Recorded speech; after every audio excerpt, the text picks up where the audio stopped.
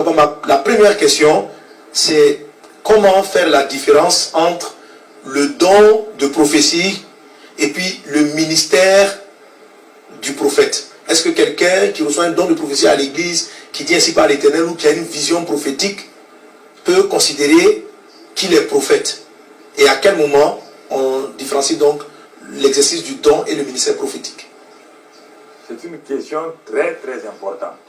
Et je crois que l'école des prophètes là est établie sur ça même. Les dons de prophétie ont été manifestés dans le Nouveau Testament en particulier, dans 1 Corinthiens 12, verset 10, où on trouve la prophétie comme un don. Le ministère prophétique va au-delà du don de prophétie. Le ministère prophétique est étalé sur l'Ancien et le Nouveau Testament en tant que ministère prophétique.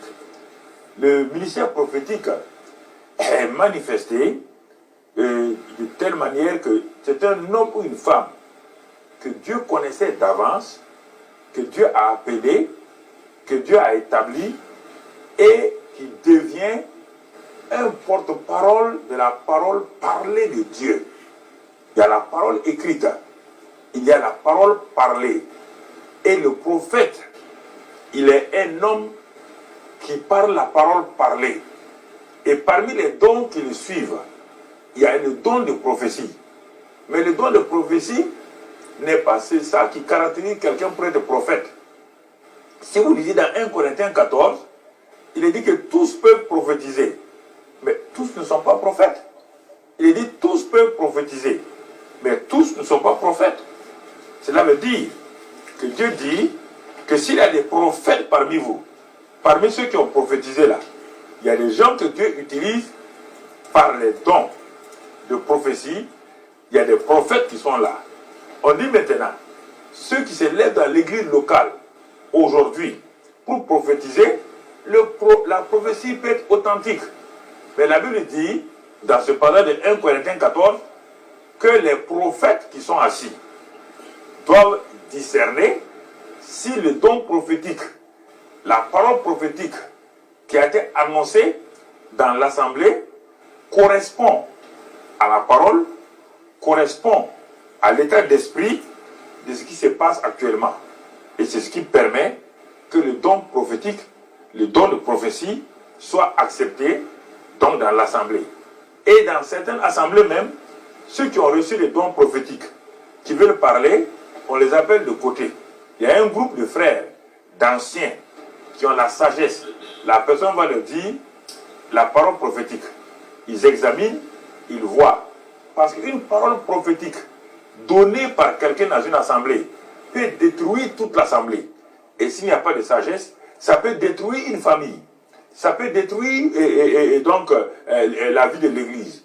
Donc le prophète est un homme appelé, établi, et qui porte la parole de Dieu pour non seulement un petit groupe, mais pour soit la nation ou l'ensemble des églises.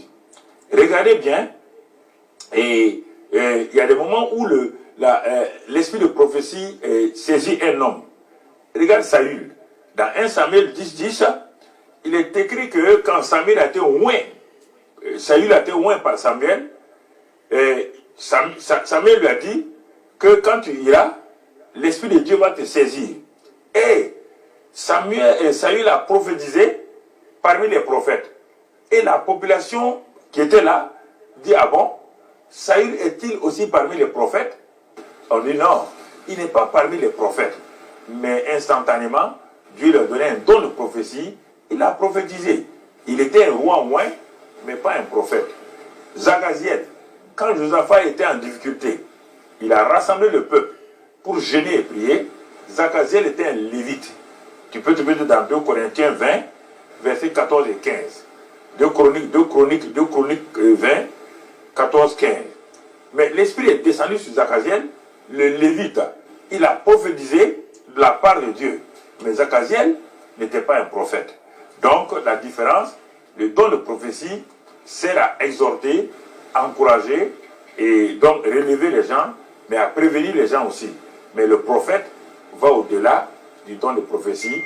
Le don de prophétie n'est qu'un don parmi les dons du prophète. Amen.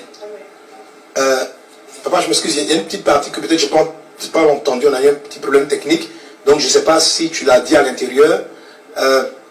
Quels sont les dons, en dehors du don de la prophétie, quels sont les différents autres dons dans lesquels peut évoluer celui qui a le ministère du prophète? Ok, très bien. Parfois, le ministère prophétique peut commencer directement sur une personne, comme c'était le cas de Jérémie, et le cas de David et tout.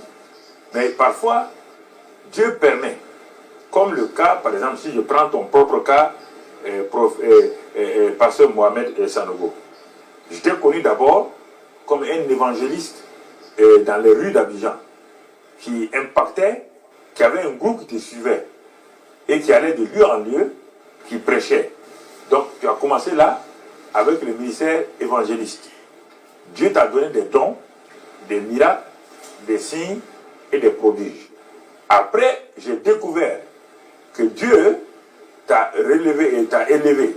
En passant d'évangéliste, il a ajouté le ministère de pasteur, maintenant de berger, pour te permettre de connaître les cœurs des gens. Et là encore, Dieu va te donner un don d'enseignement. Et dans ce don d'enseignement-là, pour édifier les bergers, j'ai discerné, en allant prêcher chez toi, en écoutant tes messages, j'ai discerné que maintenant, tu n'es pas seulement pasteur, mais maintenant, Dieu t'a fait passer comme un enseignant. Alors, j'ai regardé évangéliste, pasteur, enseignant. Alors, je vois que lorsque ces trois-là sont réunis, il reste deux éléments principaux qui vont permettre maintenant à la personne d'établir. Et de cela, j'ai vu que brusquement, non seulement l'évangéliste, pasteur, enseignant, a commencé à implanter des églises, non seulement en Côte d'Ivoire et au-delà. Donc Dieu me dit, il dit ton petit là, il est apôtre maintenant. Il est apôtre. Ah, donc je m'attendais sûrement et certainement que, après ça, le cinquième ministère allait venir. Mais comment? Quand? Je ne savais pas. Il n'y a que, disons, ces dernières 5 années que, en suivant tes veillées de fin d'année, et que le Saint-Esprit te saisissait et te donnait des paroles. Ah, je dis, on va attendre pour voir si le ministère prophétique a commencé. Et au fur et à mesure, ce ministère a grandi. Donc, je vais dire ceci, les dons spirituels du prophète et les dons de prophétie qui font la différence, mais maintenant, les signes, les prodiges, surtout la parole de connaissance et la parole de sagesse. Donc, quand le prophète, il parle prophétiquement, la parole de sagesse et la parole de connaissance vont l'aider à ce que la prophétie, par la prophétie qui est donnée, doit être donc soutenue par ces deux dons-là. Et quand ça se fait, mais les autres dons sont manifestés. Un prophète manifeste tous les dons spirituels selon que Dieu donne. C'est pourquoi quand les gens se proclament prophète ou prophétesse, je ne vois que seulement les dons de prophétie. Non, ils ne sont pas prophètes ni prophétesses. Ils sont en train de manifester les dons de prophétie. Ils n'ont qu'à rester tranquilles. N'importe qui peut donner le don de prophétie. Même l'ânesse de Balaam a prophétisé. Mais elle n'est jamais devenue prophétesse. Il faut faire attention. Voilà les signes du ministère prophétique. Tous les signes sont là. Tous les dons sont là. Mais de plus en plus, quand je vais arriver à la voix prophétique, je vais vous dire ce qu'il en est exactement.